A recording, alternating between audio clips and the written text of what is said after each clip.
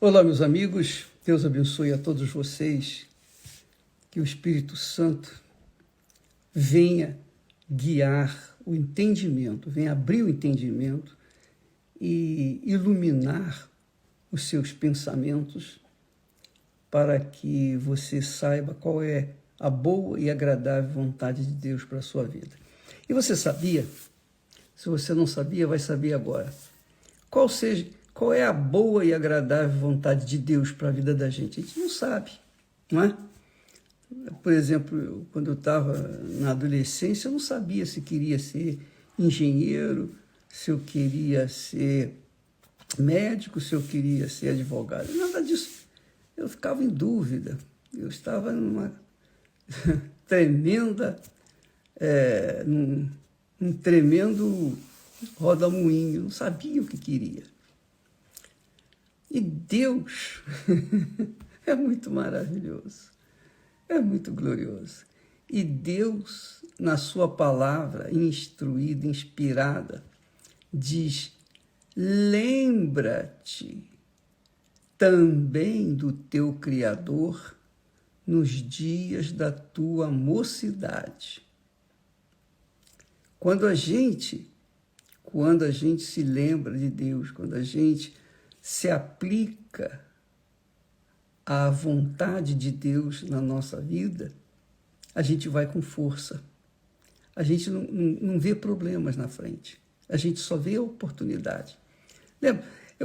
Nós queríamos que você soubesse o seguinte: quando uma pessoa, um jovem, qualquer que seja a pessoa, mas o jovem em especial, porque o jovem está na primeira força, né? Primeiro vigor. Então, quando o jovem se aplica em lembrar-se do seu Criador, ter em memória que ele existe e que é galardoador daqueles que o buscam, ele é abençoador dos que o buscam. Então, esse jovem se torna um gigante na fé. Por quê? Quando você sabe, quando você conhece a vontade de Deus para a sua vida, que foi o que aconteceu comigo. Quando eu soube, quando eu tive a minha experiência pessoal com Deus, quando eu recebi o selo, o batismo com o Espírito Santo, naquele dia abriu-se novos horizontes para mim. O meu entendimento se abriu. Então eu já sabia o que Deus queria de mim. E eu não queria fazer mais nada na vida a não ser realizar a vontade dele na minha vida. Então eu posso falar isso aqui porque eu vivenciei essa experiência. Quando a gente tem uma revelação da vontade de Deus em nossas vidas, para as nossas vidas, essa revelação, obviamente, ela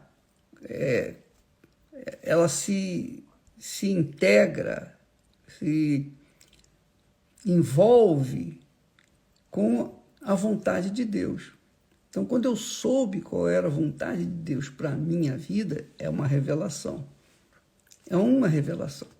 E a partir daquele momento, eu não queria fazer mais nada. É isso que eu queria dizer. Eu só queria levar o evangelho para as pessoas, só isso. Eu só queria dar para as pessoas aquilo que ele me havia dado. E é o que eu quero. Eu continuo querendo isso.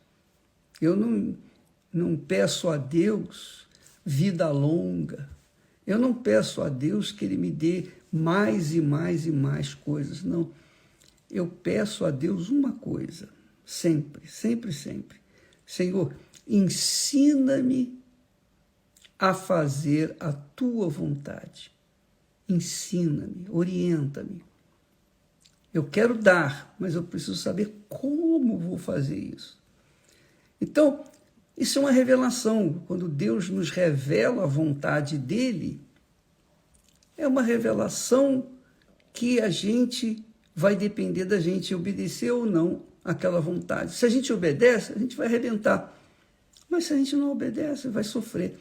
Então, Salomão diz aqui, em Eclesiastes, lembra-te também do teu Criador nos dias da tua mocidade, antes que venham os maus dias e cheguem os anos dos quais venha dizer, não tenho neles contentamento. Quer dizer, então a gente, antes de envelhecer, a gente aplica na sua própria vida, na nossa própria vida, a vontade de Deus, a revelação da vontade de Deus. Isso é lembrar de Deus. Então, porque chega um momento da vida que ele está aqui falando de forma muito clara. Lembra-te do teu Criador nos dias da tua mocidade, enquanto estás forte, vigoroso, antes que venham os maus dias, porque os maus dias sempre vêm, para todos, bons e maus, justos e injustos, santos ou pecadores, não importa, os maus dias vêm para todos. E cheguem os anos dos quais venha a dizer, não tenho neles contentamento. Quer dizer, chega uma idade da velhice, em que a pessoa não tem mais prazer em nada. Vai ter prazer em quê? Seu corpo está todo murcho, igual maracujá de gaveta. Está tudo... Aí ele diz mais, ele diz assim, antes que se escureçam o sol e a lua, e a luz, e a lua, e as estrelas, e tornem vir as nuvens depois das chuvas, ou depois da chuva.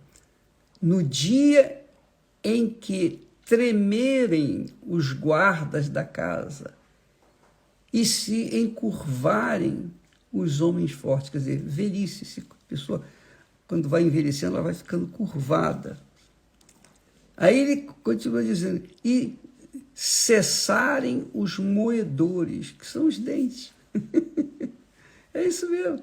Quando a pessoa fica velhinha, os dentes, vai perdendo os dentes também, vai tudo caindo, vai tudo,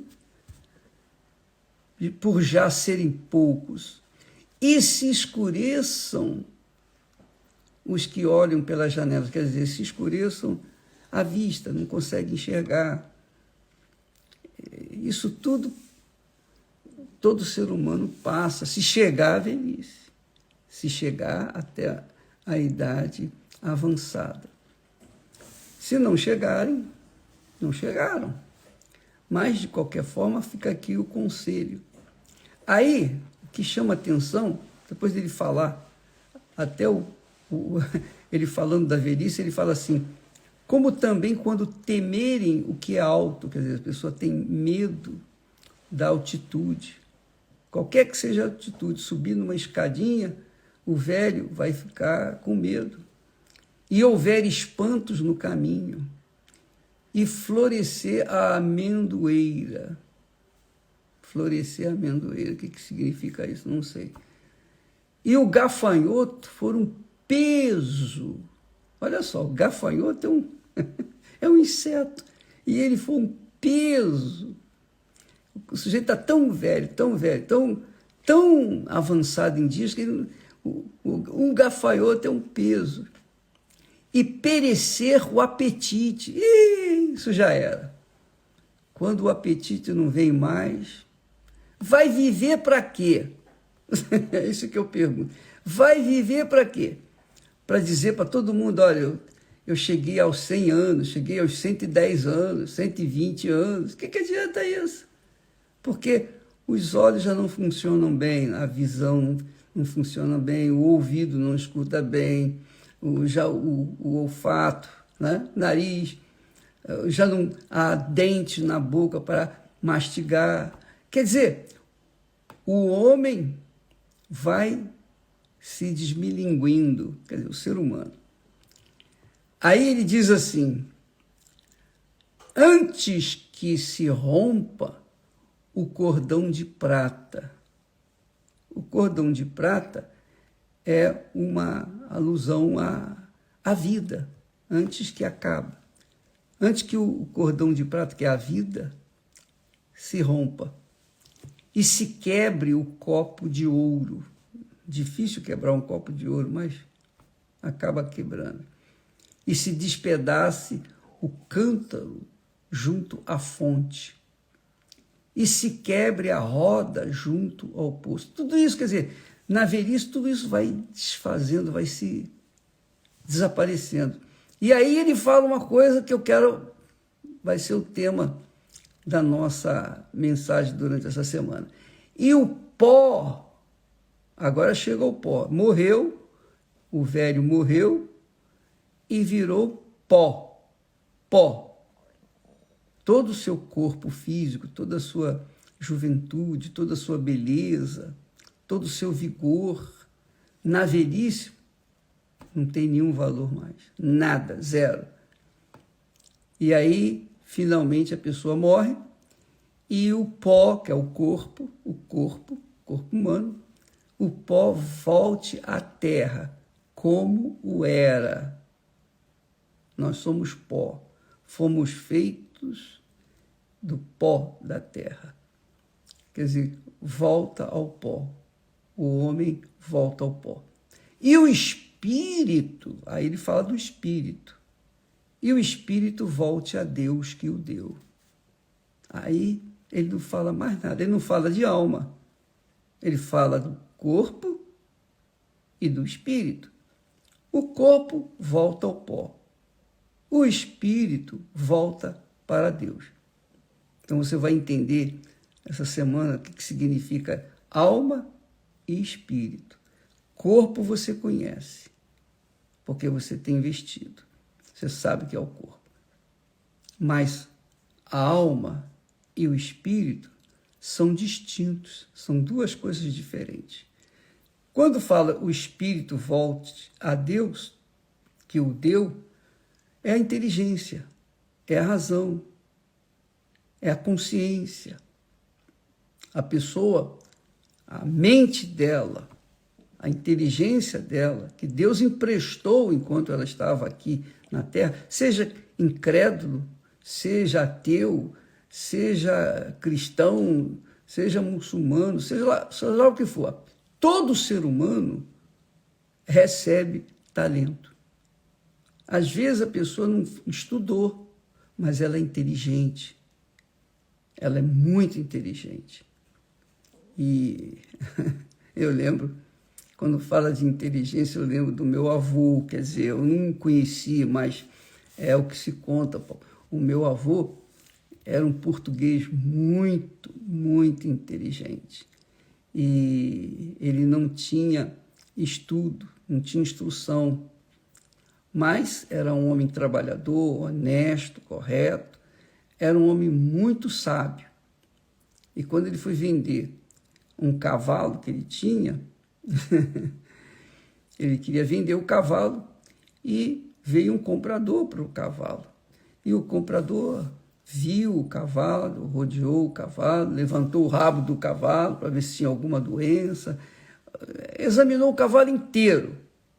Aí o homem perguntou, mas, seu fulano, diga, não tem nenhum defeito no seu cavalo? Eu falei, olha, o defeito dele está na cara.